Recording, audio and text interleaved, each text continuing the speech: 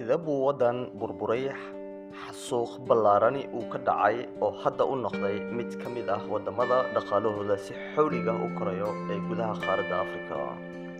Bilowgii Abriil ilaa iyo bartamihii July 1994 waxaa dhacay mid ka mid ah taariikhihii dunida ugu xumaa ee soo mara caalamka. The Republic of Rwanda, waddanka yar oo dhaca Afrika, ayaa soo maray xasuuq aanan kala soc lahayn, kaasoo u dhexeeyay qabiiladii Hutus iyo Tutsis, waxaana ku dhintay dagaalkaasi 800,000 oo Rwandes ah. balse waxaasoo idil waddanka Rwanda si xawli ah ayuu kaga soo kabsaday, kaasoo ahaa dhul dhimasho balse hadda ah waddanka ugu xasiloon uguna quruxda badan ee qaaradda Afrika.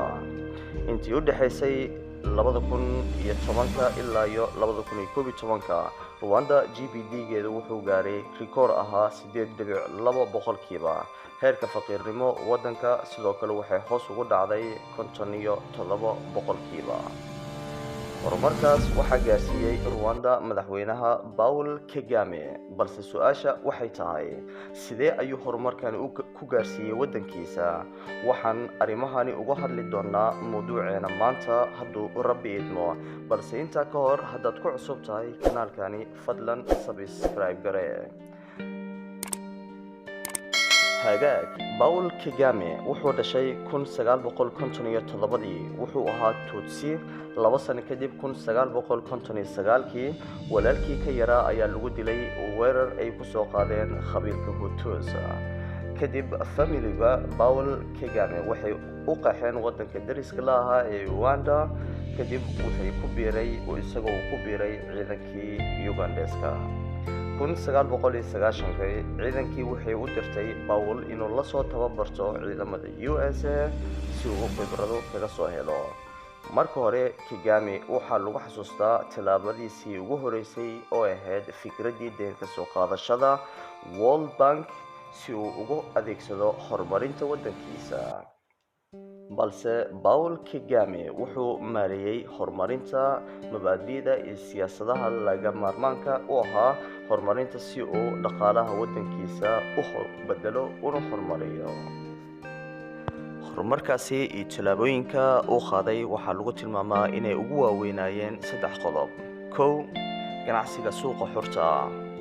marka hore xilliga xasuuqa Rwanda ma jirin suuq xor ah, ilaan dowladda xilligaas ayaa maamuleysay wax walba oo waddanka gudihiisa ah.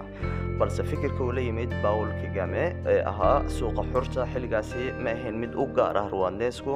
waxaa jiray ururyo socialist ahaa, waxaa ka mid ahaa Julius Nyerere, Tanzanian, Midobo Keita, Malian, Leopold Senghor oo isagana Senegalese ah, iyo Kawama oo isagana Ghanaian ah. dhammaantood waxay ahaayeen Afrikadii socialismka xilligaas jiray, waxayna ujeedka ugu weyn ahaa in kheyraadka qaaradda ay leedahay dadka qaaradda ka soo jeeda, isla markaana arrinkan ku timaado qaab dowladeed aysan ku imaan qaab shakhsiyadeed.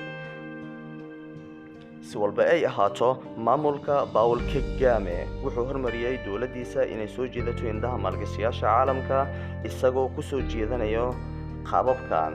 1. wuxuu maalgeliyey kaabayaasha waddankiisa. 2. wuxuu sugay xasilinta lacagta. 3. wuxuu maalgeliyey waxbarashada. 4. iyo inuu dowladdiisa u suuq geeyo inay tahay dowlad siyaasadeedu xasiloon tahay iyo inay tahay meel halisteeda ay yar tahay si maalgashiyaasha caalamka ay u soo jiidato. 2008 xitaa dowladda Rwanda waxay bedeshay luqadda waxbarashada oo markii hore ahayd Faransiis balse uu u bedelay luqadda Ingiriiska. Paul Kagame wuxuu dhisay xiriir shirkado iyo kooxo ah sida Google, Walmart, Chevron iyo kooxda kubadda cagta Arsenal ee waddanka Ingiriiska. sida awgeed Rwanda waxay soo jeedatay dalxiisayaasha caalamka inay yimaadaan. qodobka number 2 wuxuu noqonayaa horumarinta bulshada. Paul Kagame maamulkiisa wuxuu meesha ka saaray ama uu la dagaalamay musuqmaasuqa iyo qabyaaladda, xitaa isagoo boorar wadooyinka ku dhajiyay oo ay ku qornaayeen maalgashi haa, musuqmaasuq maya, iyo qaar kale oo ku qornaa ma jiraan boos musuqmaasuqa ugu bannaan Rwanda. dhanka haweenka ee baarlamaanka Rwanda waa 56%.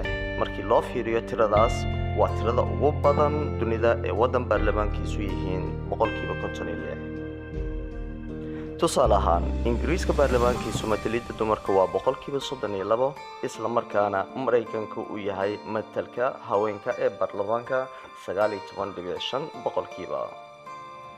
magaalada Kigali ee Rwanda hadda waa magaalada ugu nadaafadda fiican marka loo eego dhammaan magaalooyinka qaaradda Afrika. qodobka number 3 wuxuu ahaa horumarinta adeegyada daryeelka bulshada oo horumariyay. tusaale ahaan wuxuu maamulka Paul Kagame sameeyay program uu u bixiyay Greenka program. adeegani ama programkani Greenka wuxuu siinayay dadka saboolka ah aan waxba haysanin xoolo free ah si ay noloshooda aasaaska ay u bilaabmato. wanaga inta qaybtii koowaad waynu uga hadlaynay horumarintii uu wadankiisa u sameeyay madaxweynaha Paul Kagame. si aad ula socotid qaybta labaad hadduu rabbi idmo fadlan subscribe garee. mahadsanidin.